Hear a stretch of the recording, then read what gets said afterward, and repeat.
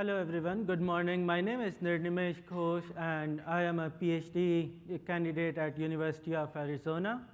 And this is the work I have done in collaboration with my advisor Dr. Lazos and Dr. Lee.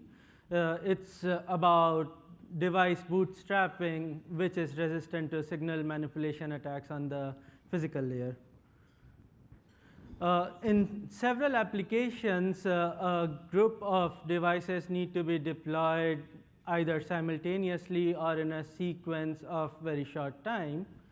For example, in the unmanned aerial vehicle swarm, multiple UAVs need connected to a central controller required to be deployed at the same time. In body area network, a user may initiate variables which are connected to a centralized hub, and this is done in sequentially in very short time. Or in a battlefield scenario, a group of soldiers who are deployed in an ad hoc team, they connect to each other and they have to be deployed simultaneously. In all these applications, the data which is exchanged between the members of the group are very important and sensitive.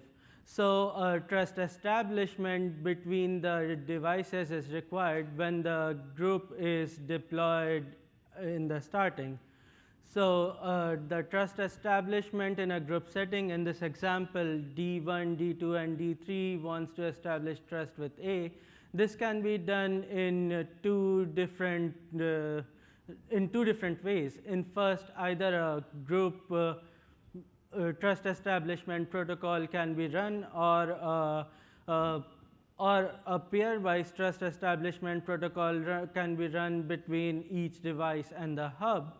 And in process, this can be extended to the trust establishment in the whole group.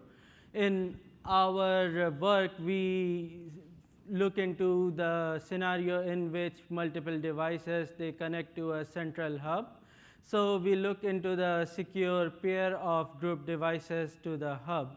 And by the end of this device pairing, each device will have achieved mutual authentication with the hub, or each device and the hub will share a common key.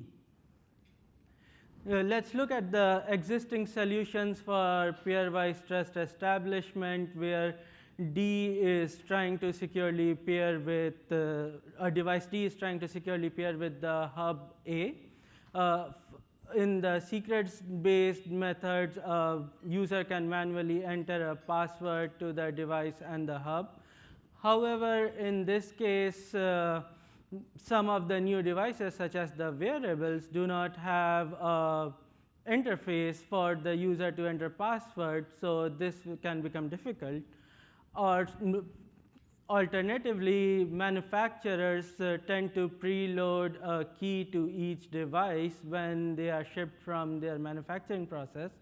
But in this case, sometimes the default keys tend to get leaked, and the users don't tend to change these default keys, which could lead to compromise of devices.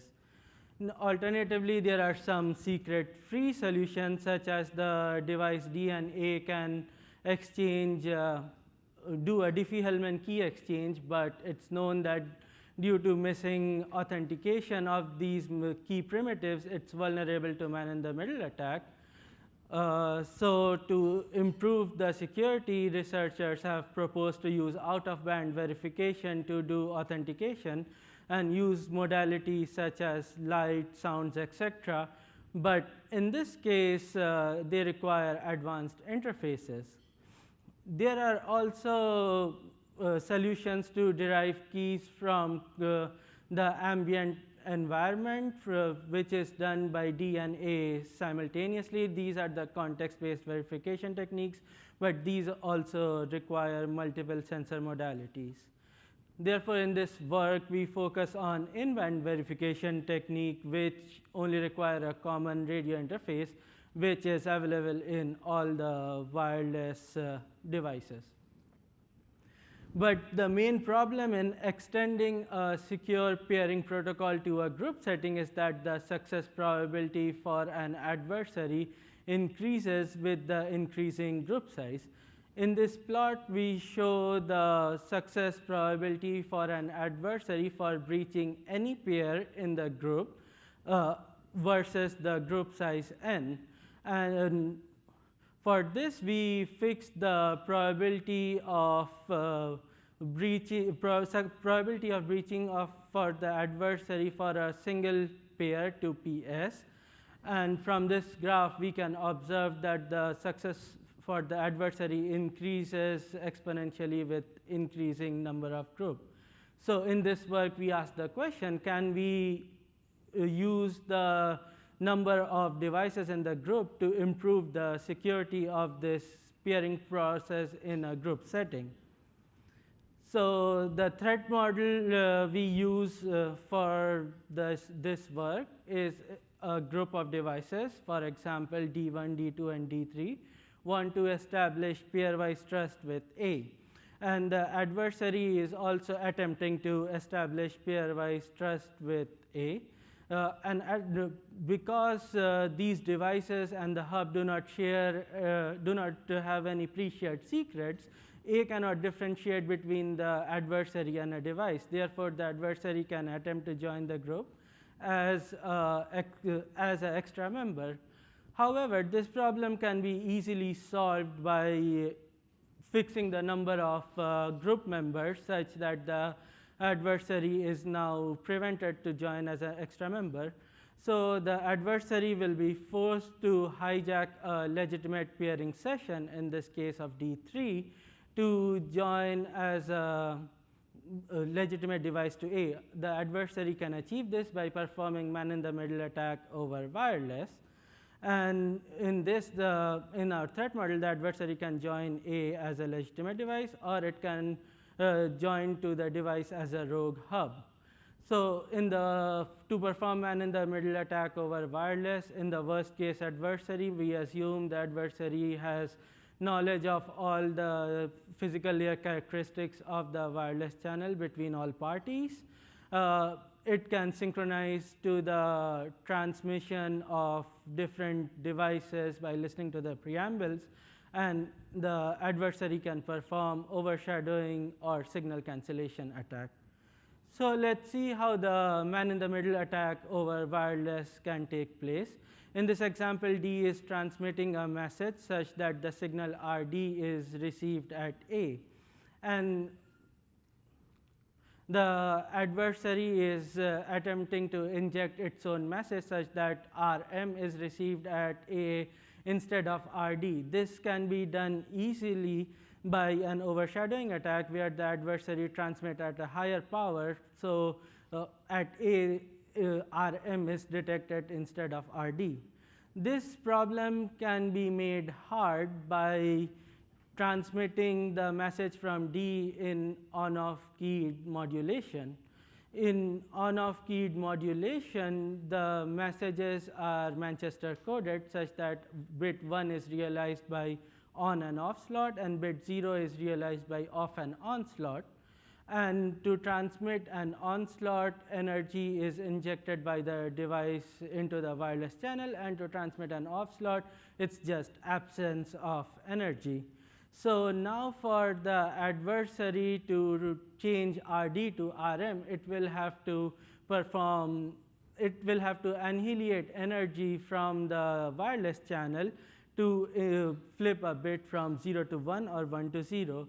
And this can be done if M injects a signal such that RM is of opposite phase of RD. But since to inject energy, D transmits random signals, therefore the adversary cannot know these signals in advance. So to perform this attack, adversary will have to receive the signal from D and inject a signal such that RM is received at opposite phase of RD. This can be done if the adversary can achieve this if the path through the adversary The indirect path through the adversary and the direct path have a path difference which is the odd multiple of wavelength over 2. And for these, all the possible locations will lie on this ellipse. And multiple number of these ellipses are possible, but it's bounded by the delay of the indirect path such that the signal cancellation takes place.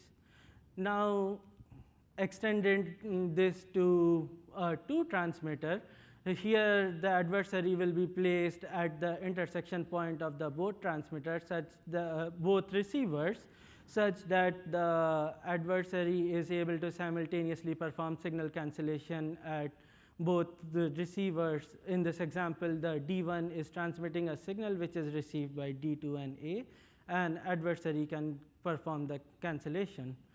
Now we extend this to a 3 receiver scenario. The adversary to perform a simultaneous cancellation of D1 signal at D2, D3, and A will have to be placed at the intersection point of these 3 ellipses. But geometry tells us that no such intersection point exists when D1 is the common focal point of these ellipses, so this attack becomes impossible. And to verify this fact, we performed experimental evaluations using USRPs. And since no intersection point exists, we placed the adversary at candidate points which are close to the intersection, which can be close to the intersection points or the intersection points of 2 ellipses. And in this plot, we see the cancellation probability against the different location for both scenarios of 1 transmitter to 3 receiver and 3 transmitter to 1 receiver. And the cancellation and the detection threshold for onslaught is set to -50 dBm. And from this figure, we can see the cancellation probability is always less than 10 to the power -4. And there are 2 important points that we deduct from this experiment. That first, since the wavelength is so small in centimeters, so a little bit perturbation from the perfect point will lead to significant degradation of the capability of adversary to perform the signal cancellation attack. And we use this property to build a secure pairing protocol. And in particular, we use this property to provide the message integrity verification during the message exchange for this pairing protocol. So in this example, in this setting of group, in this example, suppose D1 transmits a message M1 which is received by D2, D3, and A. And M1 can be a DH public primitive. And sequentially, D2 transmits a message with M2, which is received by D1, D3, and A, and which is followed by D3 and A to transmit their messages. And after this message exchange phase, D1, D2, D3 will have the exactly same message, the protocol transcript, and which they will use during the integrity verification phase, where they will simultaneously transmit the hash of the protocol transcript S. Since this transcript is same everywhere, so all the on-slots and off-slots here will be aligned. So now let's see how an attacker can attempt to hijack the transmission of M1 from D1. So the attacker can easily inject its own message MM by using overshadowing attack, such that MM is received by D2, D3, and A, while D1 still has its own message M1. So now after the message exchange phase is complete, D2, D3, and A will have a different protocol transcript SM, whereas D1 will have the correct protocol transcript S.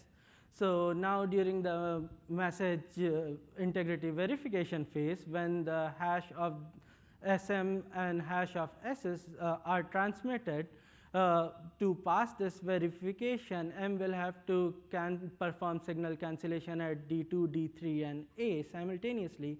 But from the previous slides, we see this is only possible at 2 locations. So it will be able to cancel only at D2, D, and A, whereas D3 will detect the difference in bits of hash of SM and hash of S. And after this detection, it will raise an alarm where it will switch from transmitting the hash to transmitting all onslaught to corrupt the transmission from other devices. And this will be received by D2, D1, and A, and which will in sequence start transmitting this error message. So, so now we can see how we can use the classical Diffie-Hellman key and provide the message integrity verification using words. So here, each device can transmit their own key primitive sequentially, and each device and the hub, they will compile the transmission transcripts.